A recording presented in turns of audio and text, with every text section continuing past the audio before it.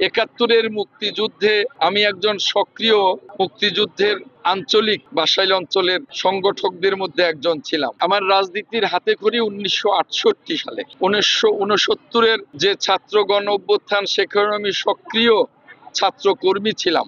একাত্তরের মুক্তিযুদ্ধে আমি একজন সক্রিয় মুক্তিযুদ্ধের আঞ্চলিক বাসাইল অঞ্চলের সংগঠকদের মধ্যে একজন ছিলাম। আমি মুক্তিযুদ্ধের সাথে সম্পৃক্ত হই তখনকার আমাদের যিনি ছাত্র নেতা ছিলেন খন্দকার আব্দুল বাতেন, আমাদের নেতা ছিলেন, তার সাথে মুক্তিযুদ্ধে সম্পৃক্ত হই এবং আমরা যারা খন্দকার আব্দুল বাতেনের সাথে মুক্তিযুদ্ধে সম্পৃক্ত হই তাদের কেউই মুক্তিযোদ্ধা হিসেবে ভাতাপ্রাপ্ত নই এবং লিস্টেড নই, কারণ উনি কোনো স্বীকৃত সাবসেক্টর কমান্ডার ছিলেন না, যে কারণে আর আমরা তখনই তুখুর ছাত্র রাজনীতি করেছি।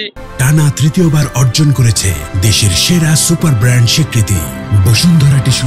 এই দেশ স্বাধীনের জন্য ভূমিকা পালন করেছি, কোনো ভাতার জন্য চিন্তা করে করিনি। অতএব এর আগেও ওই আওয়ামী লীগের সময়ও আমি টক শোতে অনেকবার নিজেকে মুক্তিযোদ্ধার কথা বলাতে অনেক ডিজিএফআই এর লোকজনও শুনেছি, বাসাইলে সখীপুরে তারা ইনকোয়ারিতে এসছে যে আমি মুক্তিযুদ্ধ করেছি কিনা, কিন্তু আমি মুক্তিযুদ্ধ করেছি এবং মুক্তিযুদ্ধের আঞ্চলিক সংগঠকদের একজনও ছিলাম, যারা এই প্রজন্মের তারা অনেকেই চেনে না। আজকে এই কথা বলতে হচ্ছে আমার মুখ থেকে, এটা অনেক কষ্টের, কারণ মুক্তিযোদ্ধা হয়ে কোনোদিন ভাতা নেইনি, মুক্তিযোদ্ধা হয়ে কোনো ভাতাপ্রাপ্ত নেই।